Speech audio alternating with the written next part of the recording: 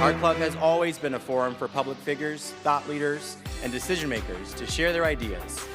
Here, we offer access to dynamic political, business, and public personalities. We are dedicated to encouraging debate on the issues that matter to this city, this province, and this country. The Canadian Club is one of the most important podiums anywhere in the world that a Canadian can speak to, tell Canadians what it is that they think, develop those thoughts. And so I want to thank you for that very, very much. Please join me in thanking our esteemed panelists today. Through our programs and events, including our youth and young leaders programs, our diversity partnerships, our joint events, and our media and social media opportunities, we offer you access to dynamic political, social, and business figures from abroad and right here at home. The platform from which the eloquence of Canada has flowed all of that time, whether it be business, education, politics, sports, arts, and culture. If someone wants to say something to Canadians about this country and about the future of this country, this is the venue you choose. Hello, everyone, and welcome back. We're now live. For those of you joining us online, I had the room doing a little countdown in their heads. Welcome to the Canadian Club Toronto. My name is David Simmons. I'm your host for today. Delighted to welcome you to another in-person event in our 125th season. I'm hopeful there'll be a few more before this fall as we emerge from the last chapter, most recent chapter of this pandemic. We're aware, for those of you online, there are 300 people in the room today, and there's several hundred of you joining us online. We appreciate you making the time to be here to engage with us and engage in this important conversation. There are hashtags on the screen and on your table. We encourage you to participate in the conversation using social media. Lucky for us, nervous for me, Ontario's Liberal leader Steven Del Duca has agreed to do our first ever Canadian Club Town Hall. Round of applause for the leader.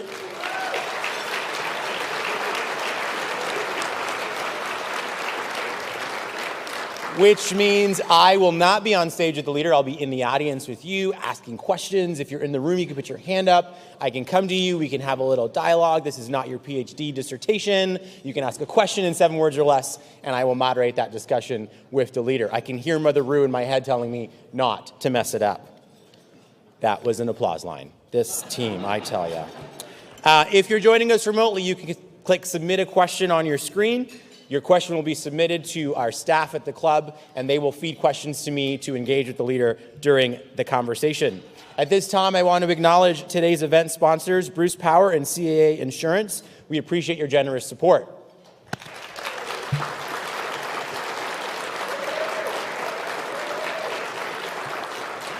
I'd also like to acknowledge an old, trusted, and valued friend of the club, Simon Dwyer from Bell Canada, for their sponsorship of a youth and young leaders table with students from the Department of Political Science at the University of Toronto. Let's welcome our student table.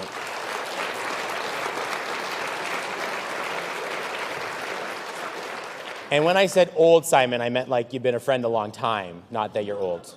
Love you. Okay. Now, for our speaker. He's a first-generation Canadian who's been involved in politics since he was a teenager. Just as his parents sought opportunity in a new country, he sought opportunity as leader of the Ontario Liberal Party so he could expand opportunity for everyone across the province. During his 30-year political career, Steven Del Duca has served as a local campaign volunteer, a riding president, a campus club president, a political staffer, a campaign manager, an executive council member, a candidate, a member of provincial parliament, and a cabinet minister. What a list.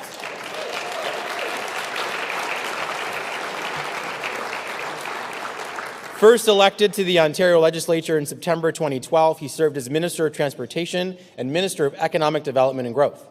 As leader of Ontario's Liberals, Mr. Del Duca has been focused on making life more affordable, improving healthcare and education, ending the housing crisis, and fighting climate change. If things go his way in June, he'll be leading the province to a post-pandemic recovery. Mr. Del Duca, I'm pleased to pass the Canadian Club Toronto podium over to you.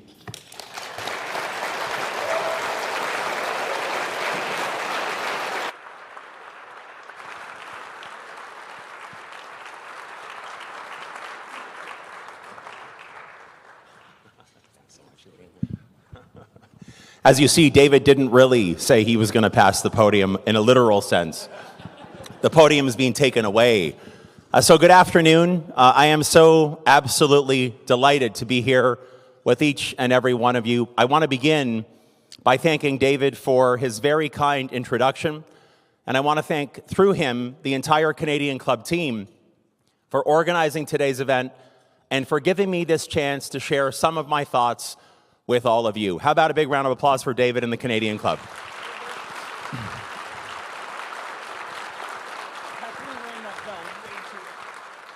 This is actually quite remarkable. I had the chance to walk around part of the room, and I'm hoping to see the rest of you up close when I'm done these remarks. But I have to tell you, standing from this perspective, to look out at this room and see so many familiar faces, people who've literally known me for decades, I just want to make sure all of my longtime friends here understand those records, as my time as a staffer, are permanently sealed. Don't share any details. But isn't it awesome to be back in such a large room with so many friends, so many people that we work alongside, to feel that energy in the room? Absolutely.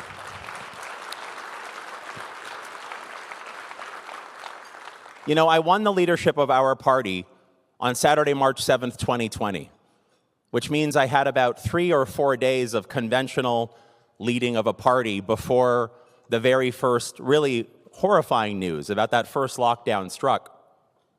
And like so many of you, I have spent so much of the past 2 years looking at a computer screen, on endless Zoom calls, and so many other virtual platforms. Can I just tell you how hard it is to deliver a speech, in particular a joke, on a Zoom call? And you know why it's so difficult to deliver a joke on Zoom? Because you never know if the audience is laughing. You just never know. Which is completely unlike what happens at home when I tell my daughters a joke at the dinner table, because then I know for sure no one's laughing. So, well, thank you for clapping. That was... You're here on behalf of my daughters, I see. That's outstanding. Listen, this is really awesome. Today, what I'm going to get into my remarks, I'm going to be talking about this really bold and innovative plan that Ontario Liberals announced just this past Saturday. It's our plan for economic dignity. Now, I want you all to know in advance, I'm not going to go through blow by blow of every single policy point in that plan. You've probably already noticed there are cards on your table that explain a lot of the core details of that plan. You can also find it at ontarioliberal.ca. Instead, I'm going to share some really important stories from my perspective, stories about my life, stories about my family that I think will help you understand a little bit more of who I am and what motivates me, what gets me up in the morning, why I'm in this fight and who I'm fighting for. But before I get to those stories, I want to let all of you know, over the last 2 years, as I've led our party during this pandemic, I have to say, it has been remarkable with respect to how much the Ontario Liberal Party has achieved with respect to being ready for an election campaign and an election day that I think is about 64 days away, but who's counting? A remarkable amount that we have accomplished internally. We made membership free. And as a result, our party membership has grown exponentially. We successfully paid off, about a year ago, more than a year ago now, a $10 million debt from the 2018 election campaign.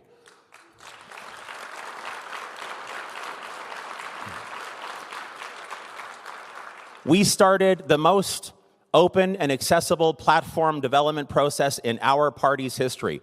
In fact, many of you will know because you've participated. You don't even need to be a member of our party to have your voice heard. But of everything that we've achieved so far, what I am most excited about, what I am in fact proudest of, is the extraordinary team of women and men who have come together, who have stepped forward from every corner of Ontario and every walk of life to bring their experience, their talent, and their dedication and their passion for a better Ontario to be candidates. And today in this room, we are joined by many Ontario Liberal Party candidates, and I would ask that they all stand and please be recognized.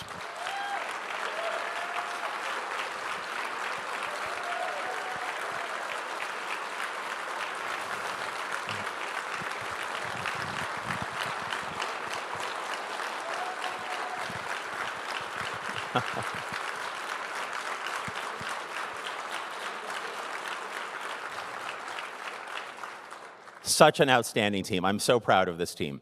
It's a team that's going to be ready to do the job that you need us to do, and Ontario needs us to do starting on day one, should we earn that honor. So now we're going to talk about economic dignity. I have 3 stories to share with you before we're going to throw it open to questions, and David's going to be out in the audience so that you can all pepper me, and I'm looking forward to it. The first story is about someone whose name was Alfonso. So in 1951, this individual, Alfonso, left his native country of Italy, and he came here to Canada. Now, prior to 1951, Alfonso had been moving around Europe for most of his adult life in search of work, and he had found that work most of the time in mines or in construction. And the reason that he did that was because it was important to him, as it should be, to earn the money to support himself and his wife and his kids who were back home in Italy. So in 1951, he comes to Canada, settles in Ontario, here in Toronto. Alfonso was someone who knew how to work so very hard. I want you to picture this for a second in your mind's eye. He was about 5'0", and maybe soaking wet, about 120 pounds, maybe. But he had the heart of a lion, a relentless worker, and a larger-than-life personality. The work that he found in Toronto was as a construction laborer on sewer and water main projects. Now, I know some people in this room, like my friend Mike York, who I can see from here, and others in this room, who know full well how dangerous and how backbreaking that kind of work is and was. And so 3 years or so after he started that work, Alfonso was in an accident on the job site when the site collapsed on him and the other workers. And as a result of that accident, he broke his hip, most of his ribs. He walked for the rest of his life with a brutal limp because of that incident. When he recovered from his injuries, his boss decided to give him another chance. And he did that because he understood and respected Alfonso's work ethic, and he liked him. So he gave him a job at the company head office as a handyman. And I want you to think about that for a second. It means that Alfonso had a chance to keep his job. It meant that he had a chance to keep earning a paycheck, again, to support himself and his family. In essence, it gave him a chance to retain his economic dignity. But the thing that we have to remember is that not everyone was that lucky. The other people on that job site who were injured, I don't know what happened to them.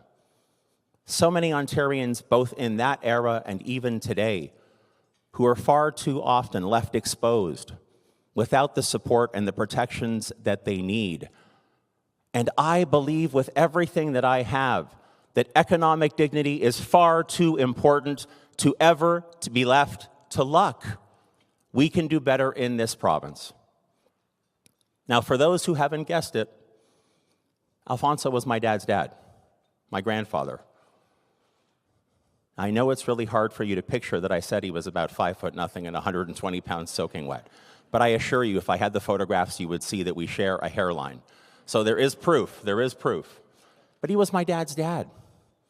And so when I and the rest of our extraordinary team were putting together policies relating to what kind of an economy we want to build with you, we want to build for you, I was motivated by my grandfather's story. Motivated to craft a set of policies that would always give workers and their families the kind of protection that they need to have at every single moment in their working life and frankly beyond. So for example, it's Alfonso's story that motivated us to make sure that our plan included a portable benefits package for workers, regardless of their working situation, regardless of whether they're self-employed or in the gig economy. A portable benefits package that would give them a real floor of support, a floor that they could stand firmly on throughout their career, a pathway to retirement savings, perhaps dental care, pharmaceutical care, mental health care, and so much more. The kind of benefits package that used to exist for so many in our economy years ago, but doesn't anymore. So our Ontario Liberal plan includes a portable benefits package that workers and their families will be able to count on.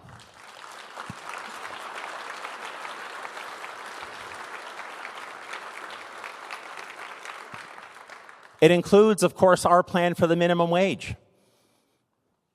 I think in a province as wealthy as ours, as creative as ours, that there should never be a circumstance where a woman or a man who shows up, works hard, and works full-time continues to fall further and further behind, can't make their basic needs met.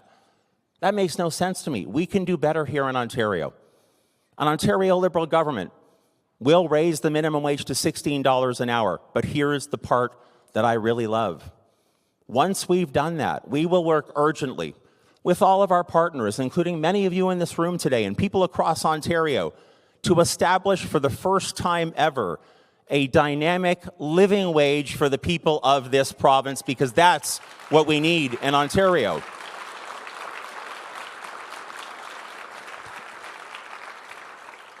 I think of these ideas, and I believe these are part of a package, a plan that would create a province, would create an Ontario that Alfonso could be proud of. So that's my first story. My second story relates to small business. So I talk a lot in all of my speeches about the work that both of my parents did throughout their working careers. So just so everybody knows, from a reference point, my dad came from Italy in 1958. My mom from Scotland in 1961. I talk about both, but today I'm going to focus on my mom. My mom had a really, I'll say, wide-ranging career throughout her working life. At times, she was an early childhood educator. At other times, she was a legal assistant. She would kill me if she knew I was going to divulge this next fact. At times, she was a Mary Kay cosmetician. I just want everyone to know that's true. I really hope she's not watching virtually at this moment in time. But a little bit later in her working career, my mother decided to do something that took all of us by surprise. She decided to take a calculated risk and to open her own small business at Toronto's St. Lawrence Market. A small business that sold fresh pasta and had an espresso bar. Now, I know what you're thinking. How is it possible that Del Duca's Scottish parent was the one who opened the pasta store and the espresso bar? But she did, and she made it thrive. It was so successful. And I look back at that point in time, and I think about all those years that my mother ran that business of hers. All of the incredibly long hours that she worked tirelessly, hiring staff, keeping staff, managing a payroll, dealing with paperwork, and never a sick day, never time off, no such thing as a holiday. The women and men who are the entrepreneurs, who take those kinds of calculated risks, are literally the spark that drives Ontario's economy. And over the past 2 years in particular, they've been abandoned time and time and time again. Left to twist in the wind. Not a priority. When we put together our economic dignity plan, it was important to me and our team of candidates to make sure that the other half of the economic recovery that we will build needs to include real support so small business entrepreneurs like my mom can have the courage to see their dreams come true, can take those calculated risks and succeed, and can know that they have a government at Queen's Park that's on their side and has their back. And that's why in our plan for economic dignity, we say that if elected, we will make sure that the small businesses in Ontario who've been hardest hit by this pandemic do not pay corporate income tax for 2 full years.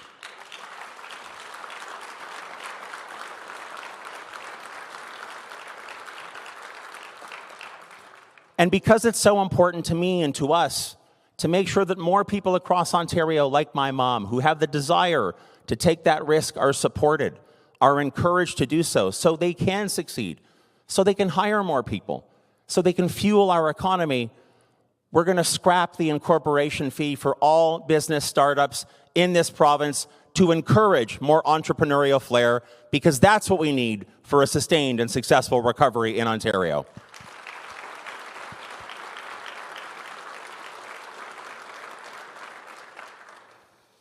And now, because I know David's getting impatient, I'm going to tell you my last story, and then we're going to open it up for questions. You know, I talk a lot about my family. I talk a lot about my parents. I was so blessed in my life to be close to all 4 of my grandparents. Obviously, to be close to my parents, my brothers, my sister. My wife, Utilia, and I are raising 2 daughters right now. I talk a lot about our daughters as well, which they really, really hate, but I do it anyway. Talia's in grade 9 and is almost 15, and Grace is about to turn 11, and she's in grade 5. The story that I want to share with all of you, so you really understand what motivates me to work relentlessly hard for all of you, for all of Ontario, is the very simple notion. What my grandparents did for my parents, what my parents did for me and my brothers and my sister, and what Utilia and I are trying so hard to do for Talia and Grace. In this province of ours, every single generation has a fundamental obligation to make life better for the next generation. It is part of the magic of Ontario. It is part of the magic of this province that I love, that you love.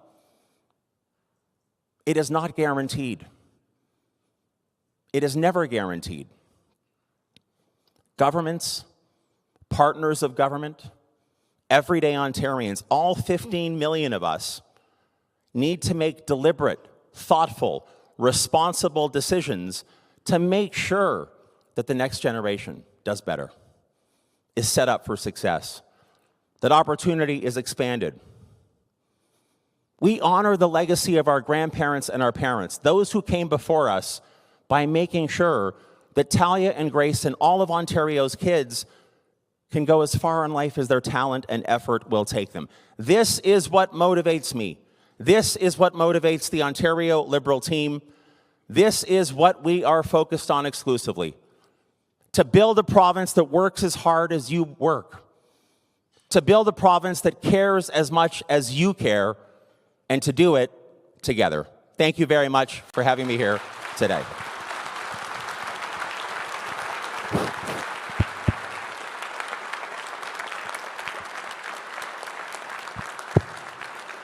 Ladies and gentlemen, Ontario Liberal leader Steven Del Duca.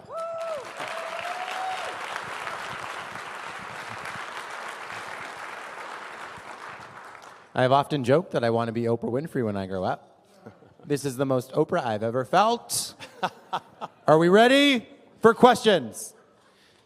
I get to ask the first question, leader. Okay. It's been a very busy 36 hours in the news cycle. I'm sure you noticed Ontario has signed an agreement with the federal government for childcare. Talk to me a little bit about how you feel about that, what your thoughts are on that moving forward. So I see we started with a somewhat neutral question here. Look, let me just say right off the top, I think we're in an era now. I think we've been in this kind of era for a long time, but I think more of us are starting to understand it. At least I hope we are. It should be okay for political opponents to acknowledge when someone else that we're, again, allegedly running against or are running against have actually accomplished something that's good for the people of Ontario. Absolutely.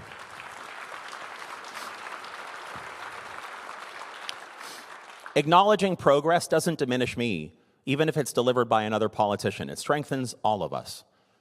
And so for many, many, many months, actually almost a full year, while I've been urging the Ford Conservatives, our team has been urging the Ford Conservatives, pretty much everybody you speak to has been urging them, get an agreement in place with the federal government so we can start to deliver $10 a day licensed childcare for 2 fundamental reasons. Our kids deserve the very best start in life, and families who are working so hard are falling further and further behind because of the affordability crisis. It's a win-win. So let me just say, in a very general way, it is good news that Ontario has signed a childcare agreement with the federal government. However, it should never have taken this long. The province that I love, and I'm a proud Canadian, but the province that I love leads we don't follow. And the agreement has been there on the table, on offer, for almost a full year.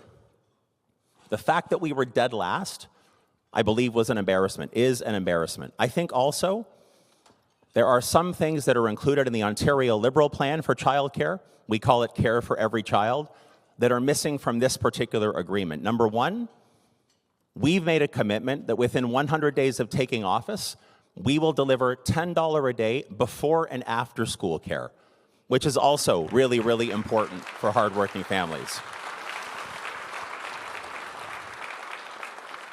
The agreement that's now in place is silent on that. The second thing that we've talked about, because we don't believe that Ontario families should suffer because the Ford Conservatives were dead last in this country getting an agreement in place, the other thing that we've made a commitment to is making childcare payments retroactive for families to January the 1st of this year, and that is something that we will do if elected June 2nd. For those of you in the room, please put your hand up if you'd like to ask a question. Colleen and I will be over to see you. I see 2 hands over there. Any hands over here? No. Steven, I want to ask you another question. You talked a lot about your personal life, your parents, your grandparents, your kids, lessons that you've taken from your family. The last 2 years have been difficult for everyone across this province. 2 years before that was very difficult for the Ontario Liberal Party. A tough loss in 2018, not just for the party, but for you and Vaughan. What drove you to put your hand up to be leader of this party? Well, first, David, I appreciate the reminder. That's awesome. It's great stuff. I had almost forgotten about that, but it's okay. Listen, I think, first of all, winning is so much better than losing, in case you didn't know, right? Having won a few and lost a few as well. I made the decision to get back into politics, to come back from that era or that moment in time to run for the leadership of the party, as I mentioned in my remarks today, because of what motivates me, because of what I think has gone off the rails, because that obligation, that opportunity that we should always be seeking to expand for Ontarians has been shrinking and fraying because of deliberate decisions made by the current government. And I believe that to be the case. I believed it before COVID. I believe it, well, frankly, even more so since COVID and during COVID. And so that was what motivated me to get into the race. But can I just say, when you go through the kind of experience that I went through and that we went through as a political party, but also as individuals, I think it's really helpful in terms of building that resilience. I think it's really helpful after a long stretch in power, which we did have, to recognize that the time you have when you're given people's trust to deliver for them isn't never ending, it's finite. That people don't expect perfection from their leaders or their governments, but they want to see a real plan. They want to know the plan is thoughtful and it's competent and that it's going to be delivered in a way that works for them. And I'll tell you something else that losing does. It teaches you to be humble. And it teaches you to listen more than you speak, which, as you might tell, maybe you can tell from today, is sometimes hard for me because I love speaking. But you got to listen. You can never allow yourself to fall into the trap of falling out of touch with what matters to the people who've given you their trust. Those were important lessons that were hard to learn in 2018, but I believe I've learned them. I believe those lessons have made me a stronger leader. I believe they've given me a very specific idea around the purpose that we have and what needs to be delivered, and the idea that it needs to be delivered urgently for the people of Ontario. Thank you.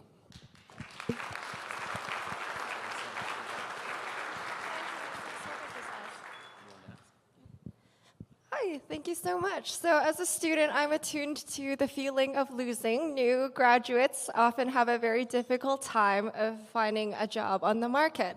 And so when you describe an economy that works for everyone, do you have any plan in mind for new graduates from universities and colleges to get their leg into an industry that they're interested in working in instead of gig work, which guarantees few benefits, is often exploitative, but has very low barriers for entries for new graduates?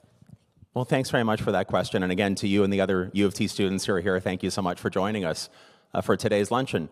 That kind of goes right to the heart of why it's so important for the Ontario Liberal team to have worked as hard as we've worked to build this plan for economic dignity, because what you just described, well, that's the reality of the workforce today. And it's not like the clock is ever going to go back. It's not like we're going to press rewind and somehow we're going to be back in a world where employment was more stable and more assured and there was a real set of employee benefits that you'd have regardless of which industry. That's not coming back. Yeah, I think about my daughters, our older daughter being in grade 9. Utilia likes to remind me, not that far away from post-secondary opportunities, which really doesn't sit well with me because I can't believe she's growing up so fast. But it's a good question about what will the future of work and support look like for you, but also for them. And that's why this idea of building in that floor of support, making sure that at the very least everybody has a minimum comparable standard set around their benefits, whether you choose to be self-employed or you're in that gig economy or you move through dozens of different employment scenarios throughout your life, which is very likely the case in today's economy because the benefits are attached to you. They're not attached to the particular employment situation. So you can access prescription drugs, as an example, or perhaps dental care or mental health care, or again, that pathway to retirement security, which you deserve to have. Fundamentally, the proposition that sort of lies right at the heart of this concept and economic dignity itself is in this province of ours, if you show up and you do your part and you work hard and you play by the rules, the rest of the system has an obligation to make sure that you have that floor of support. That is the proposition, which, by the way, existed here in Ontario for my parents a generation ago, but doesn't exist the same way today. And that's what our economic dignity plan will help to resolve for you and for your friends at your table and hopefully for my daughters as well. Thank you.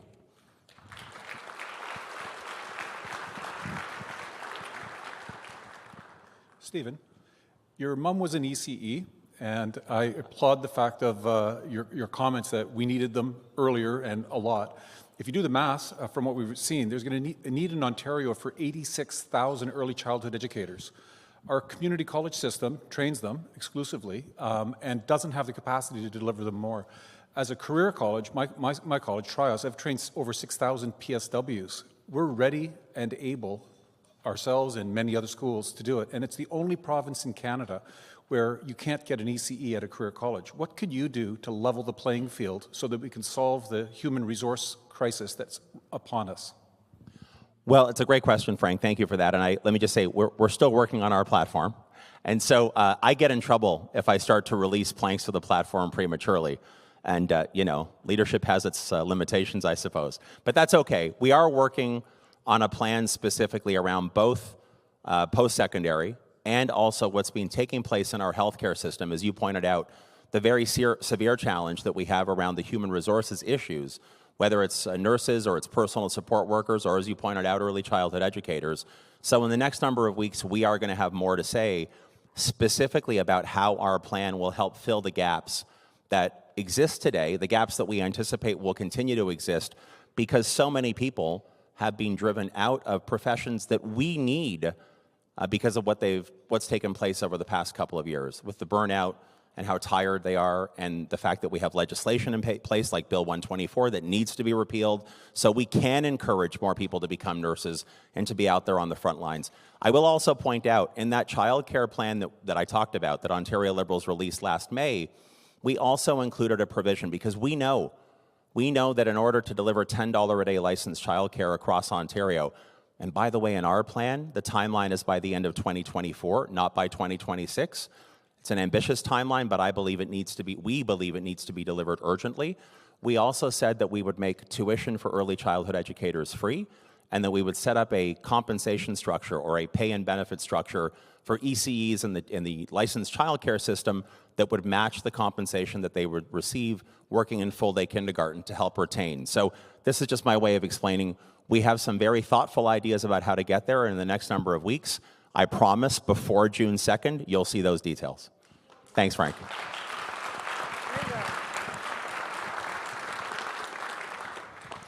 Good afternoon. Hi there. Organized crime in Ontario makes the province lose $750 million a year from contraband tobacco. There are so many things that we can do as a province with the money from that. We haven't done much so far, and I'm hoping that maybe you and your party will do something about it. I'm not asking for a commitment right now, but maybe something to think about.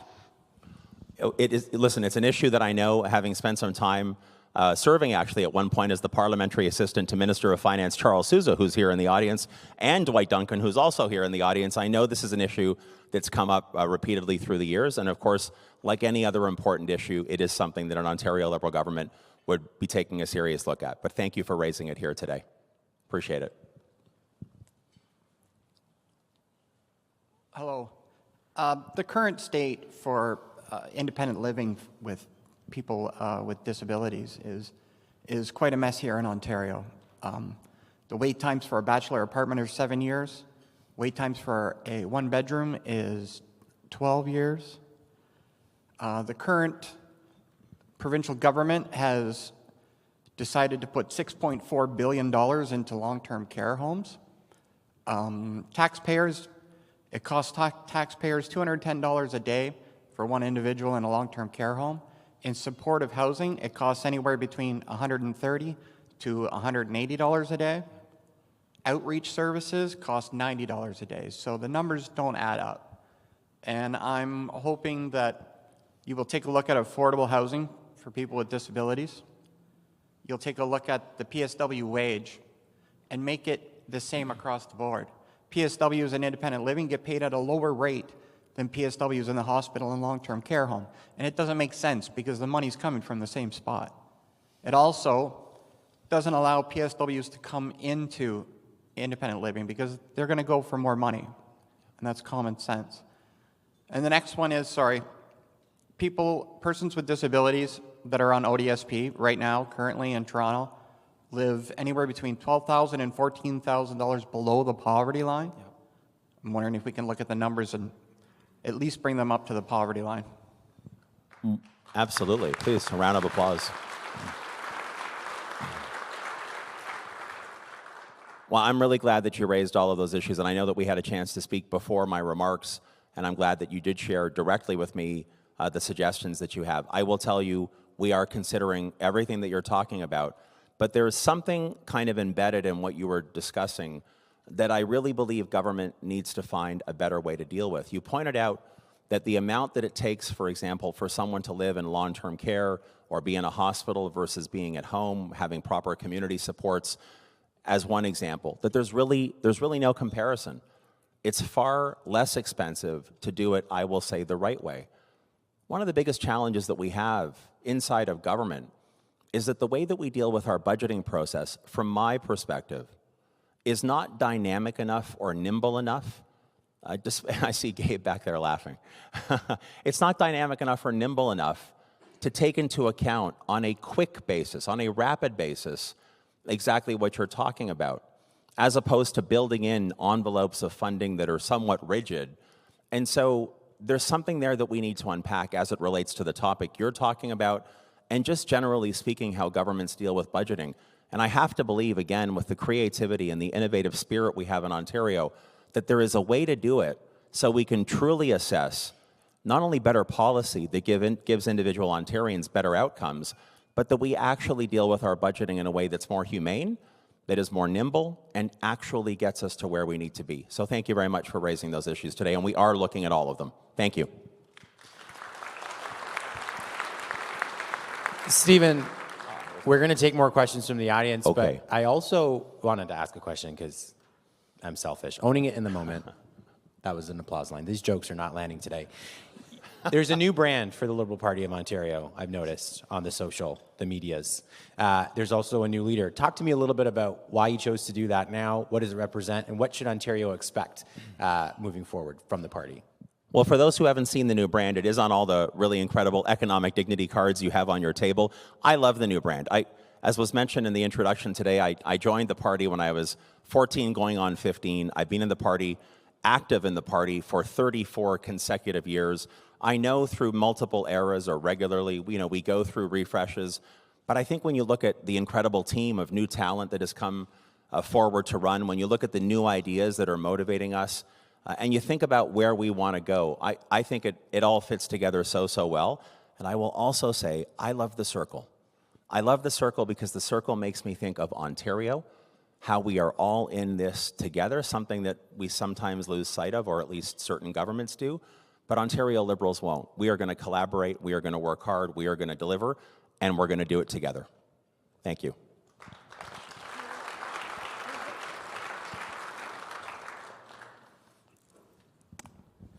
Hi, how are you? I'm great, thanks. Good. My question is regarding healthcare.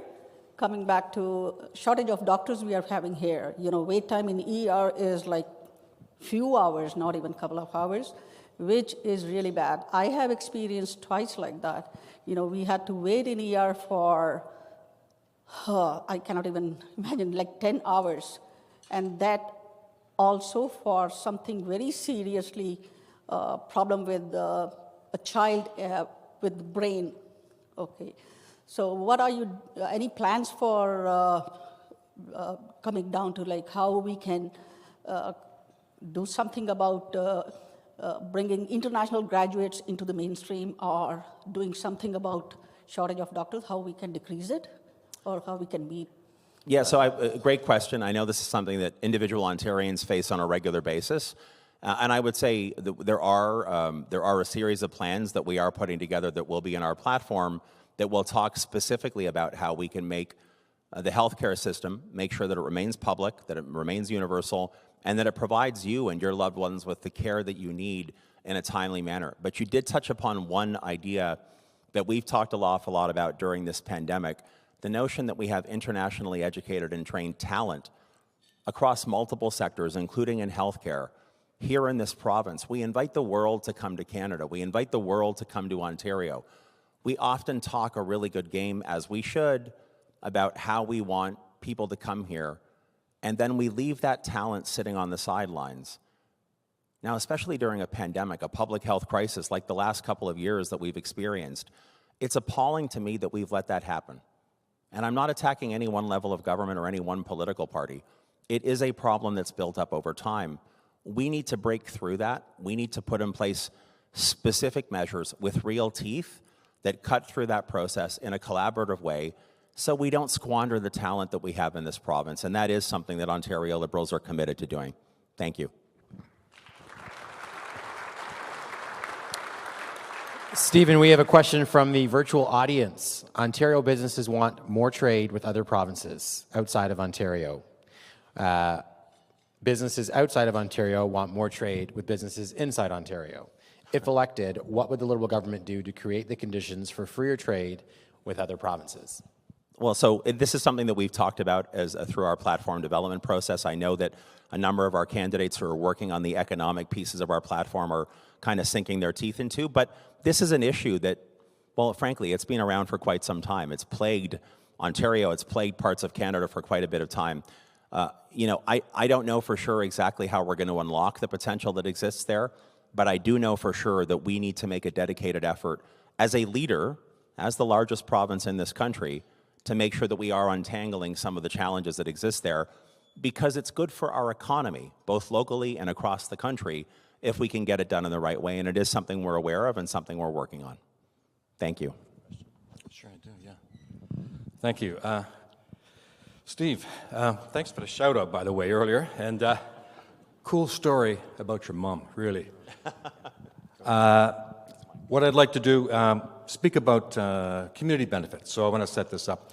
Colleague of mine, you will know, Chris Campbell.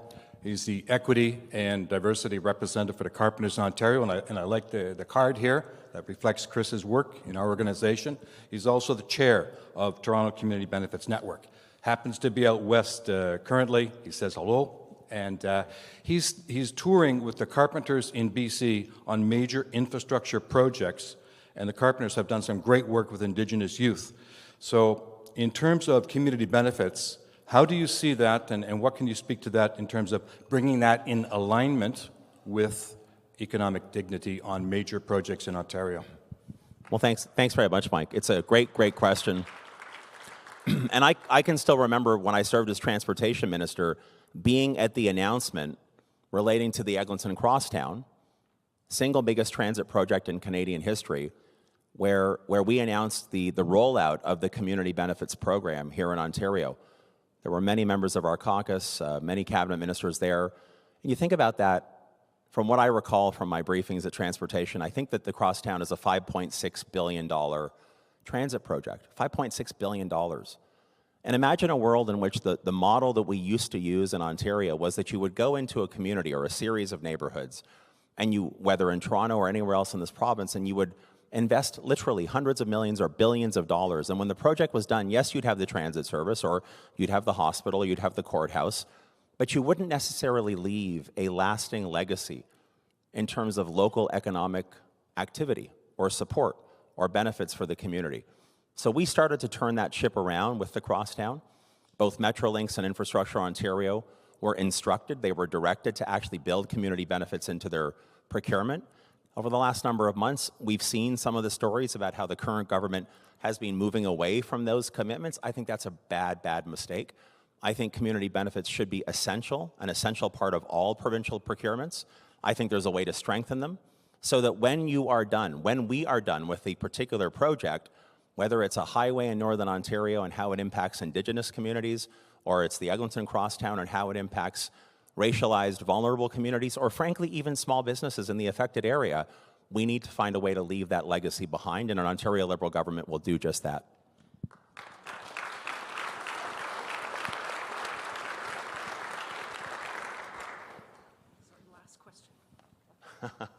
I've got the last question, Stephen, so I really appreciate this, and I appreciate it's a follow-on question from the distinguished gentleman at table number 19, Harmel Bassi from Cambridge. Yes. So, Stephen,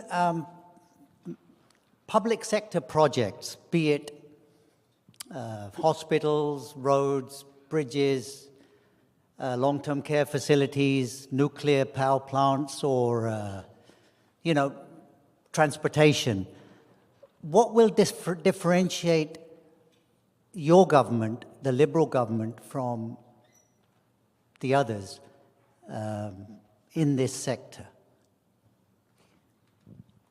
Well, I mean, first of all, am I framing it correctly? Well, I was going to say, like, I love infrastructure projects. I loved my time, 3.5 years at transportation, where we did push through and get the approvals and start so many different projects moving forward. I think, for example, of what we called GO Regional Express Rail. This, again, when you think about the scale and the scope of that one project, which is still, to their credit, something that the current government decided to keep going, which is such good news for commuters across the Greater Toronto and Hamilton area, for sure. I think we need more of it. Here's the challenge around public infrastructure procurement. Historically in Ontario, and frankly in Canada, we have these really good stretches where it becomes important for us to do it. We recognize that, and then after a certain number of years, for whatever reason, it kind of tapers off. Then we go through a period where we think we have enough, but we don't necessarily invest in deferred maintenance, is one example. It's not quite as sexy for politicians to talk about boilers and furnaces and HVAC systems, and no ribbon cuttings for a new boiler, right? So we let the deferred maintenance slide, and then we don't build enough. We have a problem now, we've had this now for a number of years in Ontario, where we haven't built enough to keep up and to catch up, or to catch up and keep up simultaneously. So on Ontario Liberal government, first of all, any project that makes sense, that is funded and that is advanced, we're not ripping it up and starting from scratch, particularly in transit. I learned this in a way, in the hard way. The easiest thing for every premier and every transportation minister to do is to draw new lines on a map. It's the easiest thing to do. It's why we have decades of different maps in the city of Toronto. But when you want to get home to take your kids to a soccer game, that line on the map isn't getting you home any quicker. We need to build, and we need to keep building, and it needs to be sustained. We need to have community benefits built into it, and we need to have an honest conversation with the residents of this province that it really just can't stop. It has to keep going, be steady, and be sustained. Thank you. Stephen, before we end, I'm going to ask you one final question. Okay. What is the one thing the people of Ontario need to hear from you today before the next 64 days come to pass? Well, first of all, I'm done talking, so you can all clap for that right there. Look, I just want you all to know what I said earlier today is exactly what I'm all about. It is what motivates me every single day. It has for quite some time, and it will. Not just for the 64 days that we have ahead of us, but should we earn the honor of governing this province, it is what will motivate me every single day to work as hard as I can for you and for your families and for Ontario. So thank you for being here this afternoon. Really appreciate it. Ladies and gentlemen, Steven Del Duca.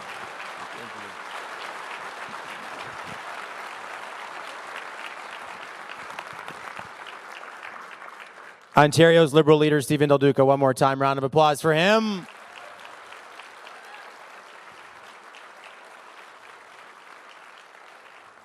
And it's just a little close. No? Okay. If Steven can do it without a podium, so can I. I want to thank everyone for being here today. On behalf of the Canadian Club Toronto, I want to thank the Liberal leader for being here in our first ever town hall. Hopefully we can do more of these in the coming weeks and months ahead. I appreciated the passion and perspective you offered the club today, and I know people in the room did as well. And I'll put in one plug. We need more ribbon cuttings for boilers across this province. Your interest in grassroots politics is important. And as we talked about before we went live today, fair democracies matter in our world. And I want to thank everyone in this room from across political parties for doing their part to maintain Canada's fair democracy. We hope you'll join us for upcoming events. On Tuesday, April 12th, we're hosting the Honourable Vic Fedeli, Ontario's Minister of Economic Development, Job Creation and Trade, for a conversation on developing the cars of the future. And on Wednesday, April 13th, we're hosting Sachin Shah, Managing Partner and Chief Investment Officer for Brookfield Asset Management. He will talk about investments.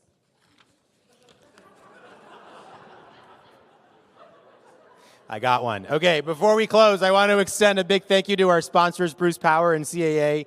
Today's event was made possible with your support. I also want to thank Van Valkenburg Communications, who helped us stream this event live, and livemeeting.ca. Stay safe, stay healthy, and we'll see you next time.